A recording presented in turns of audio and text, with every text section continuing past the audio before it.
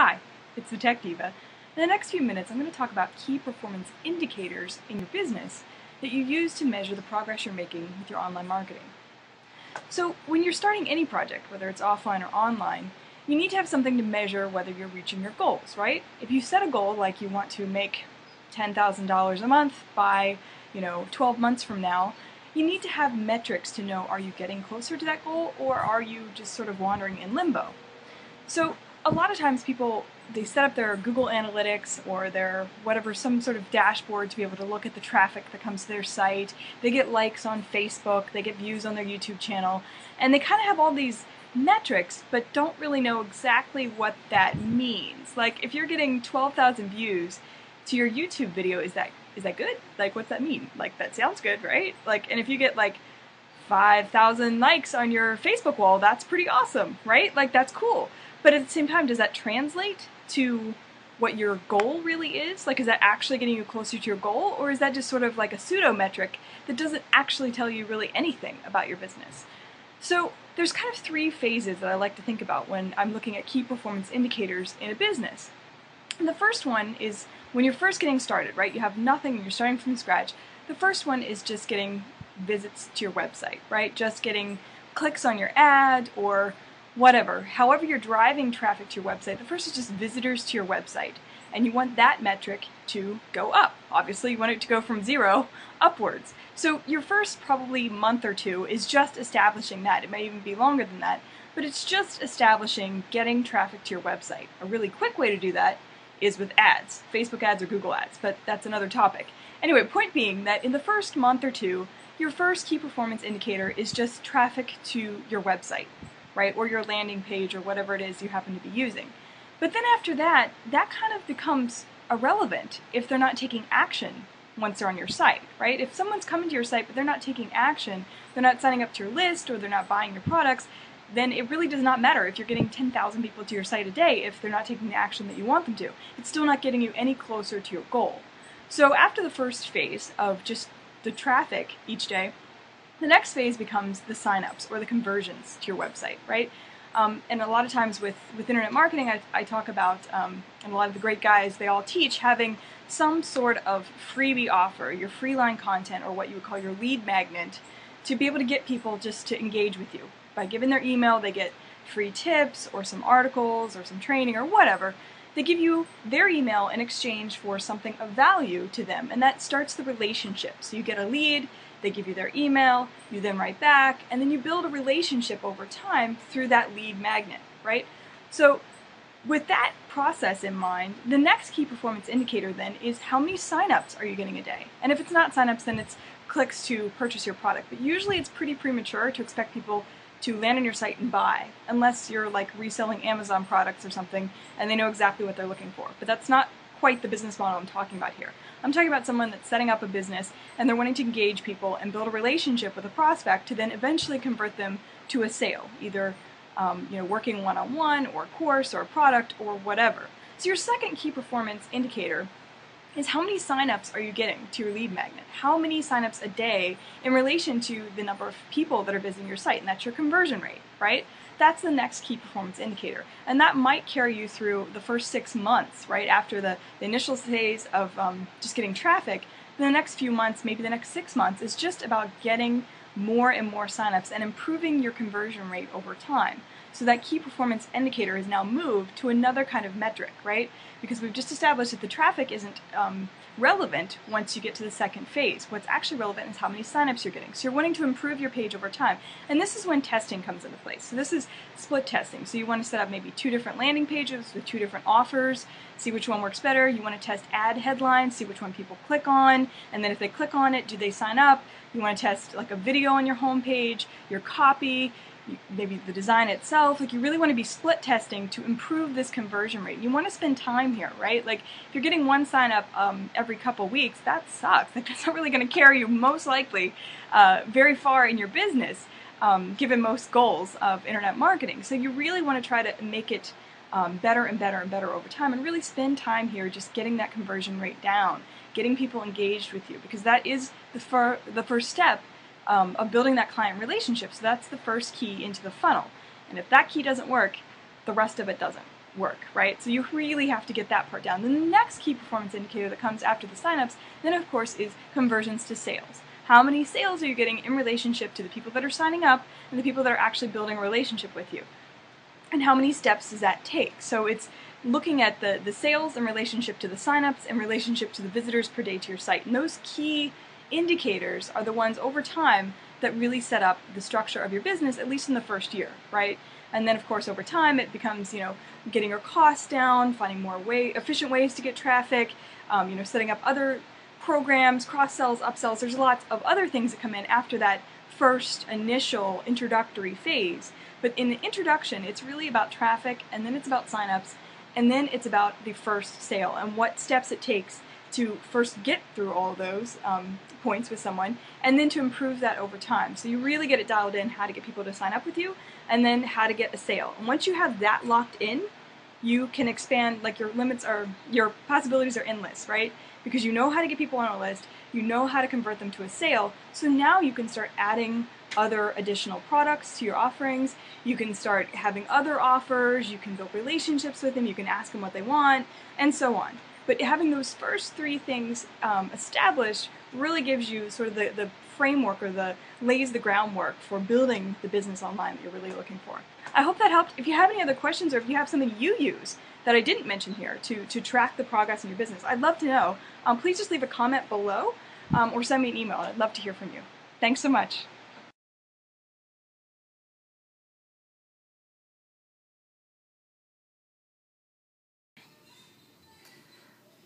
I want to tell you about a project called Liberated Literature. Now, the backstory is I have a huge personal library, and I'm moving and downsizing, and it seems sad to put a lot of these books in storage when other people could be enjoying them. And I kind of want to start a conversation with these important books and get the tactility of a book in people's hands and so on. So anyway, what this means is I want to put a little paper slip in the front of each of the books. So imagine we got a little paperback book here. Open it up, and then right by my little stamp, there'd be a page glued to this. There's kind of like a library card. So what I have in mind is something like this. Liberated Literature at the top in kind of a banner. I saw a neat iteration of this on a sign I can send along. Maybe a little stamp up in the corner that says Art Saves Lives, Devo's Liberated Literature, read it, sign it, share it. You could probably just say read, sign, share. And then kind of like a library card where it has 3 columns, but asking what's your name, or who are you, where you at, and thoughts. Then down at the bottom a little bit of information about this program, so to speak. This book seeded by Dave Olson at Uncle Weed. What do you think? Hashtag something like that. Well, it needs to be the size to fit into the front page of a book. Now, the books are different sizes, but kind of one standard small size. So here's a couple things of inspiration. First of all is the library card. Now, a lot of folks may not have really ever seen one of these, but I love the thin blue lines and this font, this typeface used in the borrower's name and due date, etc., where it looks like a very simple copperplate kind of thing, juxtaposed by the handwriting and the inkiness of the typewriter for the actual book information, and all the little numerals of random information that doesn't really make sense unless you know what it's about. Same thing at the bottom. In this case, it continues up back to the side too, and I just love the simple elegance of the date, the borrower's name, and so on. To look at it, they would come in the books with in this little sleeve here. Now, I think in this project it's going to be more like just a glued-in paper like that. Rather than a card that slides in. But the same kind of, something that evokes this kind of feeling. Another piece of inspiration when looking at this is this Field Notes notebook that I like so much. The simple, bold sans serif font. And then in this, it's got all kinds of just mostly meaningless information, but I like that kind of cluttery, instructional kind of feel. But what I need is something like this, that can be duplicated, that has some heart and soul, that explains to people to read it, share it, pass it along, and to encourages people to kind of jump into the conversation. I'll send a few other little bits and pieces maybe as inspiration, but that's the gist of it. Thoughts? Hey guys, it's Sam from the SAM show, known as the Sam and Mal Show. And I started doing an arts and crafts, and I was like, hey, you know what? I should make a YouTube video on how to do this arts and crafts thing. So, here it is.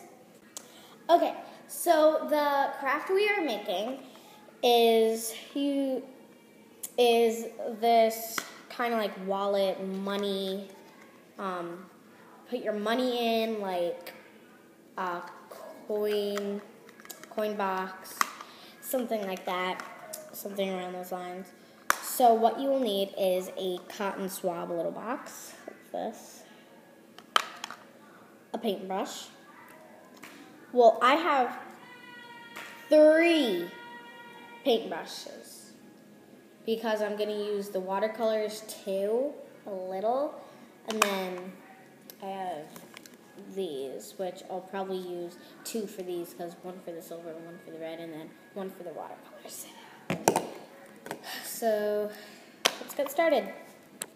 Oh, and by the way, this is my favorite hairstyle from the video before, the three hairstyles to do when you're running late to school/work. So this was my favorite one, plus I think my favorites were this one, and then the bun, and then the braid. So, now you know that, let's get started. So what you do is you take any color, really, and I'm just gonna open it and just squirt some out. Okay, after you squirt it out, or if it's one of these, just squirt it out first, and then take your paintbrush and then go in here. So, let's get started. I can barely see. Oh, definitely over the paintbrush line. Okay, and then now you can paint whatever you want. But don't add the designs yet. Like, don't start adding designs. Just paint your coats first, and then I'll give you design ideas in the end. So tune in for that. So I want mine a little like bumpy, kind of like that. Because, and then it's a little better, like, if anyone knows, like, Vincent van Gogh, his painting, Starry Night, if you go to the museum where his painting was, it was kind of rough. So I'm just making it a little rough, but not too rough. And just like that, so that's how it looks so far.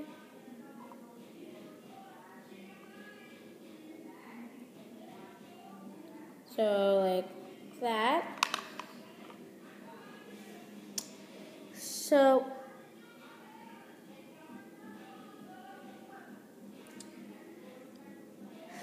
just like that. See, it's like a little bumpy. And so, oh. And if there's any excess on the edges, just take it off with your finger, or if it's fine, just leave it. So, here's this.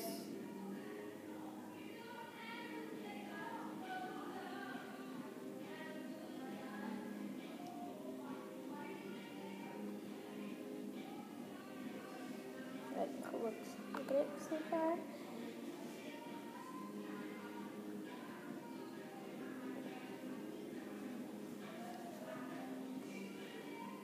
Okay. So. Oh, sorry. Okay, it's in it.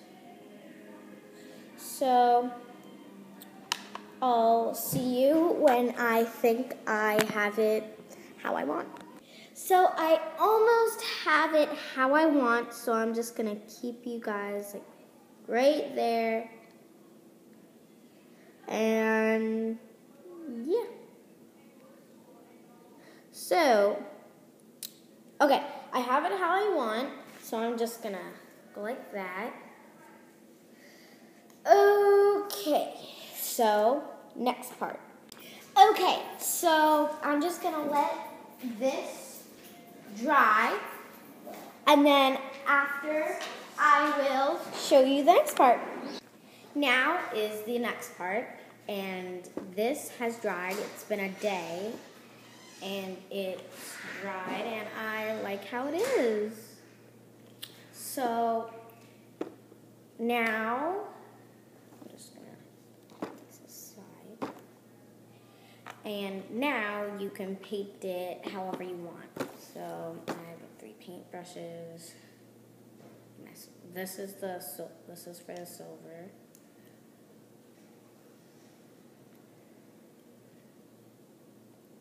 This is for the watercolors, and this is for the red paint. Oh, no, that's the silver. This is for the red paint. So, let's get started. Oh, and by the way, I have water in this cup for the watercolors.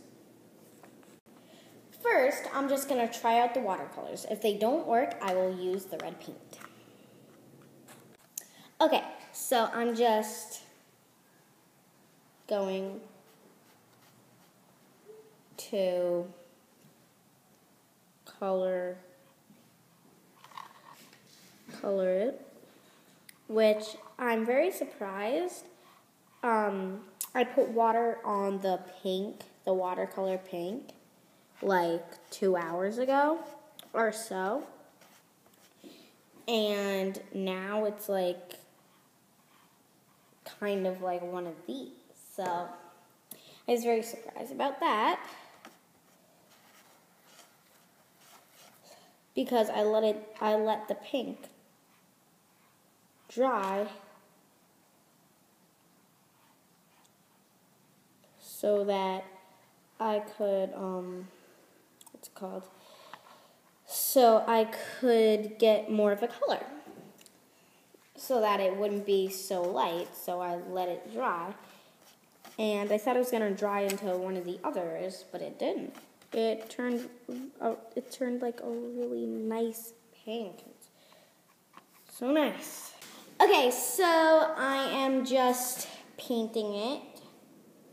So today, I forgot to say it at the beginning, but today the video is like, so it's kind of like a collab with Mel, but except I'm not with her, so we're both doing our videos for today. So it's gonna be fun, yeah. So I'm making this, and she's making something else. I just gotta wait to see. So I'll show you when I finish the perimeter of it. Okay, so I have this so far, and I think I'm gonna take this red paint and add it to the border, and I think it's gonna look pretty sick. So I'll see you when I finish that. Oh, sorry. So I'm just gonna do this.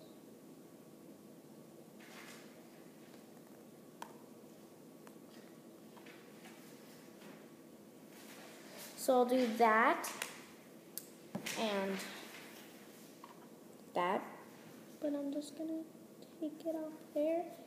Oops.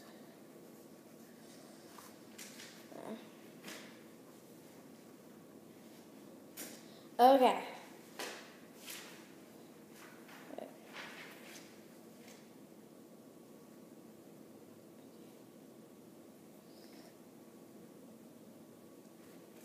Sau 5 lần tu na tu Okay. We'll see what happens next. Okay, so I just got it done, and I'm just waiting for the gray to dry because I had to do it over. So it's not the best I could do, but I tried. So it's like that. So now we're going to move on to the next part, which is designing. So for designing, I just put a Mickey and Minnie Mouse there, and when it finishes, I'm just going to put this sticker on it, like so, like that. Then I'm going to show you some designs that you can do. So let's get started. So,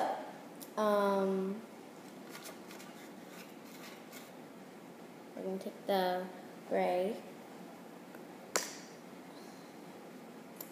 and just like right there,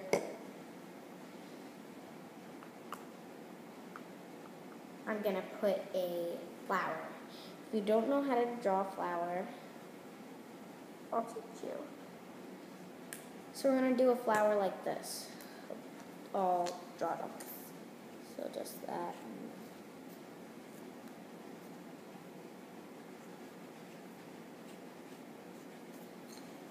Like, kind of like that. So, yeah. So I'll show you when I'm done. So I have finished my flower, and this is how it turned out. It's not the best, but it's okay.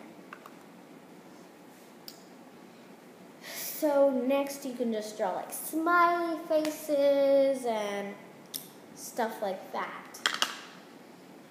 Or you can even make up one. So yeah, I'll see you in my next video. I hope you liked it. So I'll see you guys tomorrow. So I hope you liked this craft. I'm so sorry the video was so long, but I just wanted to show you step by step, by step, by step, by step. So see you tomorrow. Bye!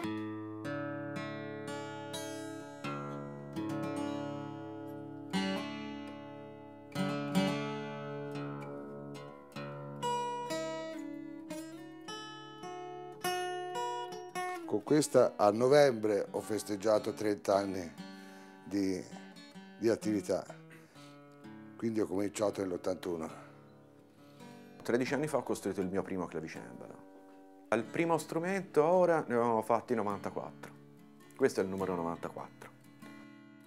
The main reason why a player goes to a luthier to have a custom-made guitar, it's because he or she can choose some important measures that the production instrument cannot give.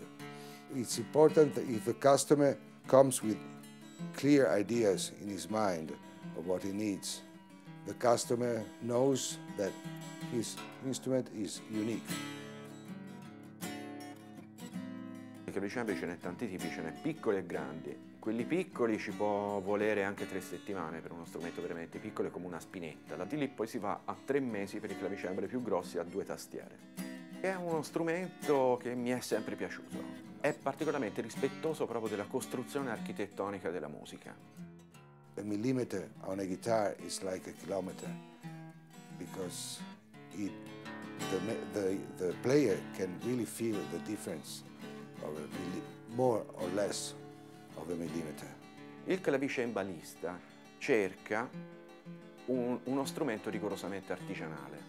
Il clavicembalo è uno strumento che nasce imperfetto. Questa imperfezione lo rende anche peculiare e la possiamo usare per rendere meglio una certa interpretazione.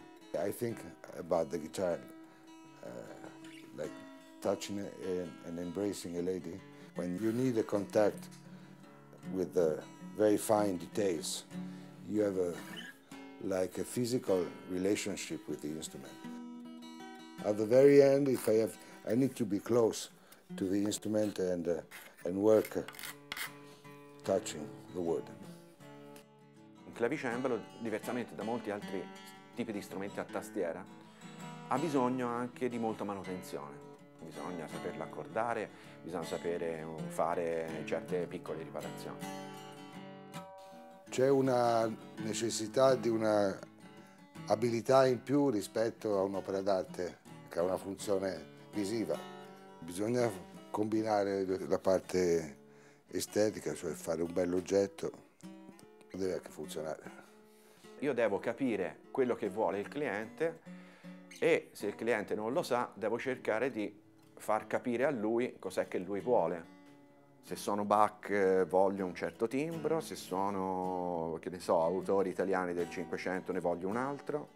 L'esecutore usa quello strumento sfruttando le caratteristiche timbriche scelte a monte dal costruttore di questo strumento.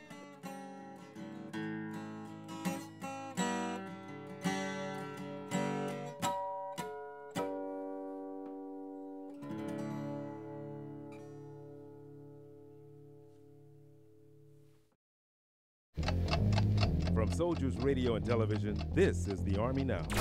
Whether it's a display of artwork from elementary and middle school children, the more serious artwork of a local teen, or the work of an accomplished artist, there's always something to see at Heidelberg's Arts and Cultural Center.